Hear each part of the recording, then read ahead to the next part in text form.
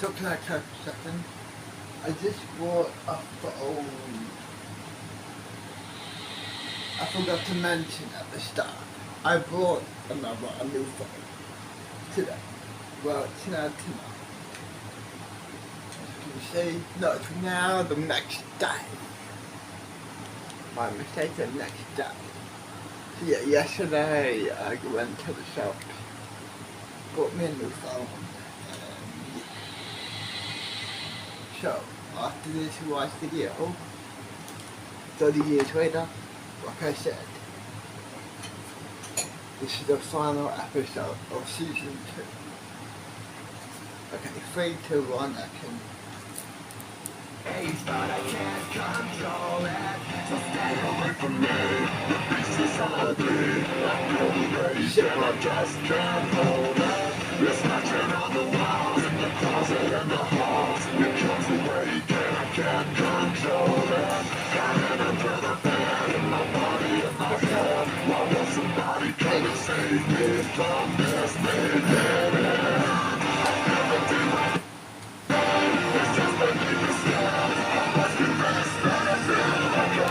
Disconnect. Touch YouTube.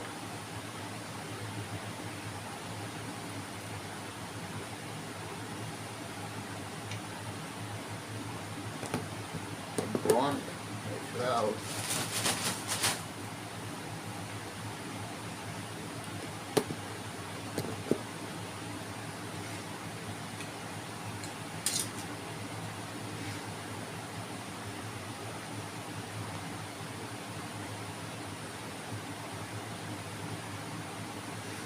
Tracy's body shook violently. She grabbed the edge of the table with both hands for support, her voice trembling as she said that it was no longer just a high IQ.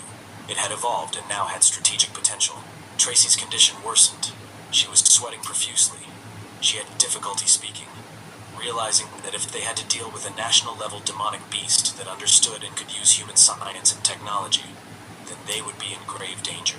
Suddenly, Tracy's vision blurred and she collapsed on the floor, one-eyed and Tracy rushing towards her in alarm.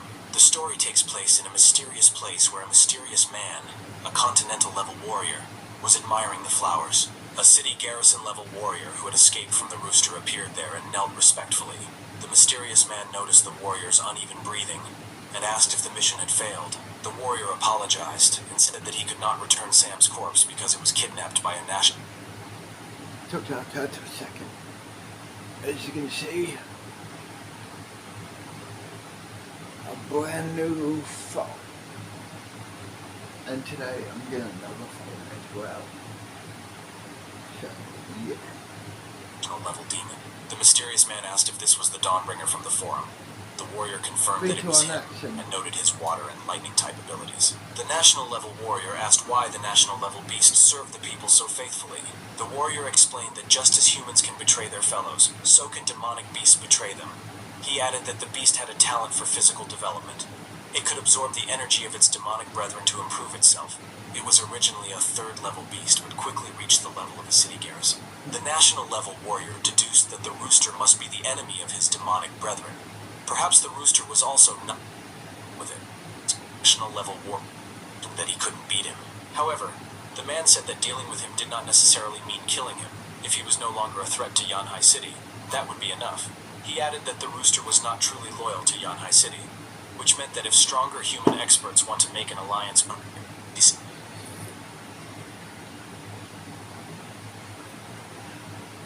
sky, surprising the guys. They reached the outskirts of the city, the scenery of which was very beautiful. From below, from the forest, a man with a bow exclaimed when he saw the silhouette of a rooster in the sky. Thinking that they were being attacked by a demonic beast, he fired the arrow without hesitation. Feeling his strength as a national-level demonic beast, the rooster looked at the arrow with disdain. Suddenly, a black circular ripple around the demon expanded, freezing both the rooster and the arrow in one place. A national-level warrior, medical genius Vivian, intervened and shouted to the attacker not to touch the rooster, explaining that it was a national-level demonic beast sent by Yanhai City, not an enemy. The attacker angrily asked why he was considered a pet. When the helicopter landed, Vivian explained that these were the new members of Team 666 from Yanhai City, as well as their accompanying beast, the rooster, the Imperial Dawn Herald. The rooster felt the power that had engulfed him suddenly disappear, causing him to fall from the sky in shock. Seeing this, the archer who attacked him earlier jumped down from the tree and criticized Yunhai City for treating the national-level demonic beast like a pet. Fortunately, Levi managed to catch the rooster as it fell. Jasper, not seeing the rooster, became worried for a moment and wondered if he had fallen and gotten hurt. The archer was shocked to realize that the rooster was indeed a pet. Vivian walked over and greeted Team 666 from Yunhai City, explaining that the Heavenly Emperor Rooster was sent directly from the Heavenly Realm. She expressed pride, linking his appearance to the fact that the military advisor from Kenshi has roots in the Kim family. However, Levi's comment that the rooster could lay an egg for the girl caused her fear. Seeing that the two members of Team 666 were only paying attention to the rooster, Vivian decided that the members of the new Team 666 were ignoring her. He appeared in front of her and hurried to explain that he was the handler of Team 666, tasked with helping them communicate. He added that, if she has any questions, she can ask them to him. Hearing this, Vivian thought that these two... Seeing that the rooster was sacrificing himself to protect him, Jasper burst into tears and began to call the rooster. Vivian and Mateo were once again shocked by the rooster's willingness to die in defense of his master. Even Leon was moved to tears by the rooster's self-sacrifice. The ant and the she-wolf watched in complete shock, wondering why the rooster was so devoted to these two people. The rooster collapsed to the ground, trying with all his might to save his stupid relatives, but realizing that they could no longer be helped, he could no longer save them. Levi consoled Jasper, asked him not to cry, and swore that he would definitely take revenge. The ant saw with horror how Levi approached Jasper. He did not understand how a man could slip out of his hands unnoticed. Levi suddenly delivered a powerful punch to Harlow's stomach, sending him flying to the side. The Black Shadow rushed to catch the falling Harlow. The ant muttered that this man is very strong. Levi, who was standing on the ground, suddenly disappeared, and using his teleportation skill, appeared above the brothers and delivered a powerful blow, causing them to fall to the ground and fall into the ground. The Herald brothers were severely wounded by Levi's ferocious blow. Levi landed quickly, a terrifying aura emanating from him. Vivian and Mateo were dumbfounded by what they saw. Things were no better for the members of the squad hiding nearby. The rooster remained completely calm, waiting for this. Levi turned to Jasper, asking if he should kill those who seriously injured the rooster. The trembling rooster raised his wing, wanting to beg Levi to spare his relatives. Seeing the roosters suffering, Jasper decided that he did not want to forgive them, so they could only be killed. Hearing Jasper's words, the rooster coughed up blood. He wanted to tell him to shut up, but internal injuries did not allow him to speak. Levi immediately turned away, declaring that he would kill them to avenge the chicken. The rooster tensed his neck, wanting to say that he was still alive and was not going to take revenge, but internal injuries did not allow him to speak. As Levi approached the brothers, the wolf unleashed her Lunar Fury ability and telepathically called for Harlow and Tristan to flee. Then she was going to attack the main character. Feeling an attack from behind, Levi quickly teleported after the she-wolf. Realizing that Levi was the most terrible of them, the wolf saw that his fist was heading towards her head. When Levi struck, the brothers deployed the primordial barrier to protect the wolf. However, when Levi struck, they instantly realized that the barrier could not withstand another blow. The demons watched in horror as a large crack spread across the dome. Meanwhile, the story moves to the Special Forces headquarters in the city of Kangxi. The demon who was sitting inside the office sensed his brother's pleas for help. It was Dante, their older brother, and could harm the owner and advising him to dodge. Levi managed to dodge to the side, and the acidic poison hitting the grass hissed terribly. Levi was ambushed by Nico, who rushed here after receiving a distress signal. The system sternly warned the Master to be careful in battle, as the 5 demons posed a mortal threat. Then Levi was surrounded by 2 newly arrived national-level evil beings, forming a pincer. Leon was equally terrified. Understanding why the city fell so easily to such powerful evil enemies, he doubted that that person would be able to withstand the combined power of 4 national-ranked demons. Power. The system reported that the carrier had received the support of an ally, doubling its combat power. Suddenly Vivian fell, exhausted. Mateo caught her, scared and not understanding what happened. She felt that her energy was completely exhausted. The effect of support was only doubled, which had never happened before. The voice of the system excitedly informed Levi that he was now stronger than all the demons, urging him not to hesitate and defeat them.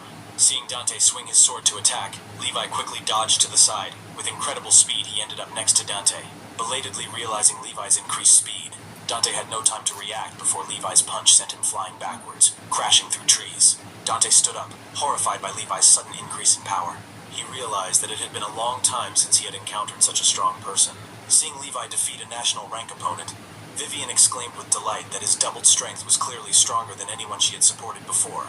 Vivian was suddenly horrified by the realization that Levi was the strongest she had ever supported so far. She could no longer support him because his combat power was already superior to her. A national level expert. Levi threw himself at the kneeling and immobilized Dante. Unable to stand up, Dante could only watch helplessly as Levi approached. As Levi prepared to strike again, he noticed poisoned arrows flying at his back and jumped to the side, narrowly avoiding the sneaky attack. Levi cast a cold gaze forward. The four brothers acknowledged his strength, admitting that it had been a long time since they had faced such a strong opponent without joining forces. Without hesitation, Levi rushed at the brothers. Harlow raised his hand to deflect Levi's blow, but sank powerlessly to the ground. He swung his blade, but Levi's blow was stronger. Levi appeared behind him, and his powerful blow sent the ant down, badly wounded and coughing up blood. As Levi landed, Tristan swung his sword, but Levi had already moved behind him to deliver another crushing blow. Tristan spat out blood as he hit the ground hard. After that, the main character forcefully slammed him into the ground. Seeing Levi land, Dante swung his sword furiously, but Levi dodged the blow with incredible speed and reappeared behind him. Dante's keen sense of smell warned him of Levi's impending attack. He swung his sword to deflect Levi's blow. After this collision, the difference in strength became obvious. Dante's sword broke from the force of Levi's blow. Levi remained motionless, but Dante involuntarily flew 10 steps back from the force of the blow, unable to withstand it. Suddenly the system warned the owner about a sudden attack. Raising his head, Levi saw Nico's poison raining down on him from above. Levi jumped to the side, dodging the attack. Nico, puzzled by Levi's disappearance, was struck from behind by a crushing blow. The force of the blow sent him crashing down, severely wounded and coughing up blood, just like his brothers before. Vivian, while continuing to support Levi, knew that she could not strengthen him further. But this new person was so strong that simply supporting him was enough. Dante's eyes burned with determination. He signaled to the 3 remaining brothers. Having difficulty staying on his feet, he activated the ant barrier, enveloping himself in a protective sphere. The other 3 brothers immediately joined him inside Dante's barrier. Levi heard the system's voice warning him that his teammate was under attack. He turned to look, and the system, seeing Levi still standing around, unwilling to provide support, the system cursed as the wolf woman rushed forward. Matteo raised his bow to stop her, and his arrow pierced her shoulder, forcing her to retreat. Enraged, she realized that under the protection of a person of national rank, she could not kill the person who supported her.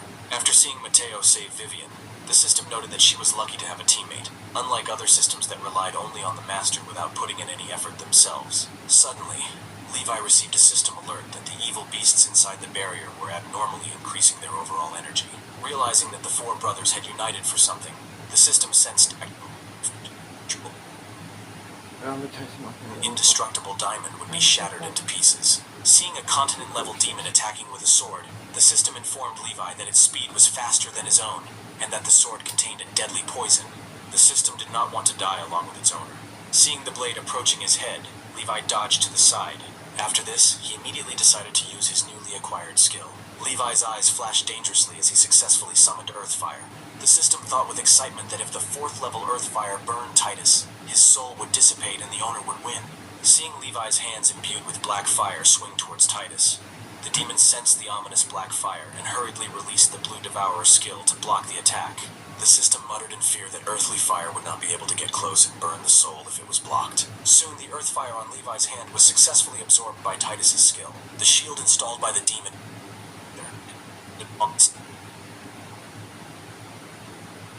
rage as he saw the rooster using its enhancement ability to strengthen its body and block the attack. He never expected this divine beast to protect a human. The rooster deflected one of Levi's blows but was badly wounded.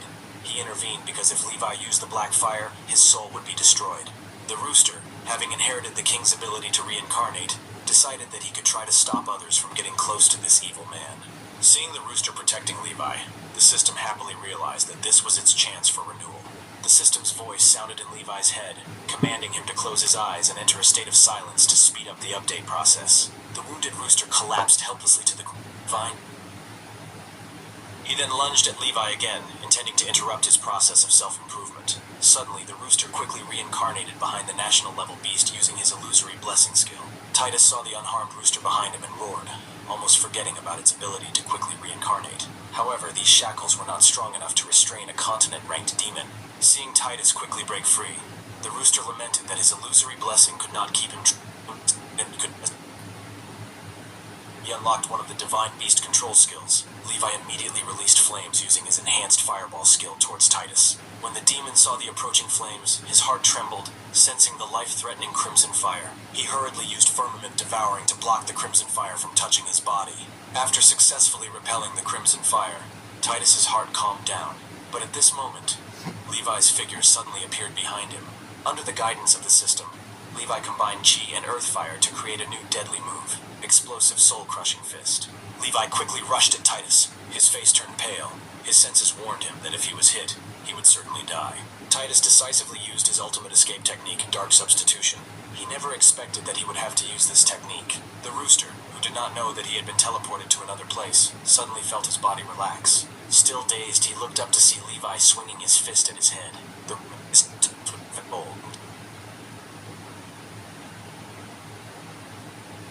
Ready? Yeah.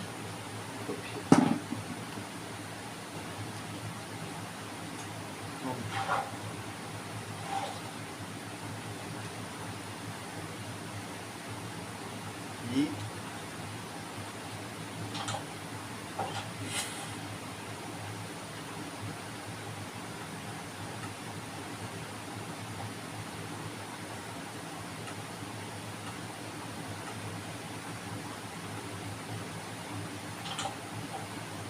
My room. My roommate. You. Well, I'll see you in 30 years. See you then, I guess.